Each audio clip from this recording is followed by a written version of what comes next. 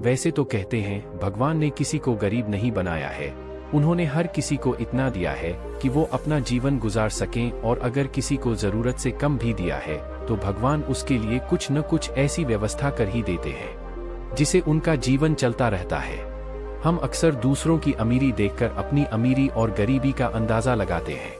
यदि हमारे पास 10 रुपए हों और सामने वाले के पास 100, तो हम अपनी नजरों में गरीब हो जाते हैं और सामने वाला अमीर हो जाता है। हम यह नहीं सोचते कि एक व्यक्ति कितनी मेहनत से रुपए कमाता है, कितना काम कर रहा है, उसकी जरूरतें क्या हैं। हम तो बस दूसरे की दौलत देखते हैं और अपनी राय बना लेते हैं।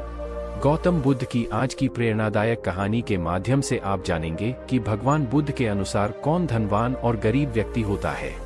साथ ही आप यह भी समझ जाएंगे कि गौतम बुद्ध हर व्यक्ति को अमीर क्यों कहते थे।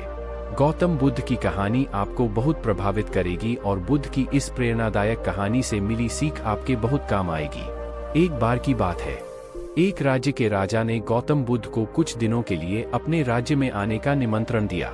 बुद्ध ने उस राजा का निमंत्रण स्वीकार कर लिया और अपने कुछ शिष्यों के साथ उस राज्य में चले गए। राजा ने बुद्ध से मुलाकात की और उनसे कुछ दिन वहां रहकर अपने राज्य के लोगों की समस्याओं का समाधान करने और उन्हें धार्मिक मार्ग पर चलने की शिक्षा देने का अनुरोध किया। बुद्ध ने राजा की बात मान ली और इस राज्य में 3 दिनों के लिए एक धार्मिक परिषद आयोजित करने का निर्णय लिया। गौतम बुद्ध के आगमन की खबर पूरे राज्य में फैल गई और धार्मिक सभा के पहले ही दिन बहुत से लोग आए। उसी राज्य के चौराहे पर एक भिखारी बैठा रहता था। उसे भी गौतम बुद्ध के आने की खबर थी, लेकिन वह सोचने लगा कि धर्मसभा में जाकर और यहाँ बैठकर उसे क्या मिलेगा। जैसे जैसे लोग आएंगे वे मुझे भिक्षा में कुछ न कुछ अवश्य देंगे। पहले दिन कई लोग आए और इस भिखारी ने अच्छी खासी कमाई की। अगले दिन फिर वही क्रम जारी रहा। भिखारी ने भीख मांगने के साथ साथ यह भी देखा कि धार्मिक सभा में जाते समय लोग उदास और दुखी हो रहे थे और उन्होंने उसे कुछ दिया भी नहीं। जब वह बुद्ध से मिलकर वापस आता है तो बहुत खुश दिखता है और खुशी खुशी भिक्षा भी देता है। यही सोचते सोचते दूसरा दिन भी बीत गया। तीसरे दिन जब बहुत कम लोग आए तो भिखारी परेशान हो गया। उसने कमाई नहीं की। उसने सोचा कि बुद्ध तो सबकी समस्याओं का समाधान दे रहे हैं, तो क्यों न मैं भी उनके पास जाऊं और अपनी गरीबी दूर करने का उपाय पूछूं। ऐसा सोचकर वह भी धर्मसभा में गया, लेकिन वहां लंबी कतार थी। बड़ी मुश्किल से उनकी बारी आई। बुद्ध के पास पहुंचकर उसने प्रणाम किया और कहा, प्रभु, इस गांव में सभी लोग सुखी हैं और सभी लोग धनवान तथा सुख सुविधा संपन्न हैं। फिर मैं गरीब क्यों हूँ? तुम गरीब हो क्योंकि तुम हमेशा दूसरों से मांगते रहते हो लेकिन कभी किसी को कुछ नहीं देते हो। भगवान बुद्ध ने उस भिखारी को देखा। आपको लगता है कि लोग तुम्हें भीख में बहुत सारा धन देंगे, लेकिन आप किसी को बदले में कुछ भी नहीं देना चाहते। यह सुनकर भिखारी बड़े आश्चर्य से बोला, हे प्रभु, क्या मैं लोगों को कुछ दूंगा? मैं भीख मांगकर ही गुजारा करता हूँ। मेरे पास देने को आखिर है क्या? बुद्ध कुछ देर के लिए चुप हो गए और कुछ देर रुककर बोले, तुम बहुत मूर्ख हो। भगवान ने तुम्हें और हम सभी को किसी को देने या दूसरों के साथ बांटने के लिए बहुत कुछ दिया है।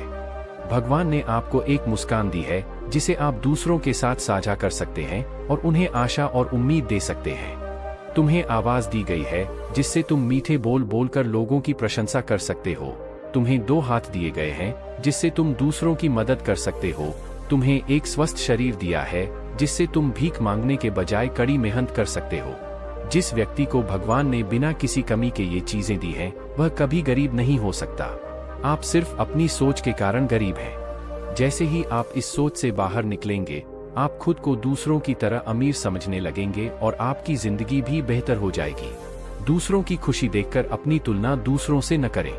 भगवान ने सभी को अमीर बनाया है, बस जरूरत है तो अपनी सोच सुधारने की। भगवान बुद्ध की बातें सुनकर मनुष्य को अपने जीवन का मूल्य समझ में आया और वह उनके द्वारा दी गई शिक्षाओं के अनुसार अपना जीवन जीने लगा। जब हम सभी अपनी तुलना दूसरों से करते हैं या दूसरों को खुश देखते हैं तो हमें लगता है कि हमारी जिंदगी खराब है और बाकी सब मजे कर रहे हैं। हम अपने जीवन में कभी भी अच्छी चीजों पर ध्यान केंद्रित नहीं करते हैं। हम कभी यह नहीं सोचते कि भगवान ने हमें स्वस्थ शरीर दिया है, जो सबसे कीमती चीज है। आप कितने भी अमीर क्यों न हो, अगर आपका शरीर उपयोगी नहीं है तो वह पैसा भी किसी काम का नहीं है। और वहीं अगर आप गरीब हैं लेकिन आपका शरीर बिल्कुल स्वस्थ है तो आप अपने आप में एक अमीर व्यक्ति हैं। कोरोना काल में हम सभी ने देखा है कि पैसे से ज्यादा जरूरी स्वस्थ शरीर है।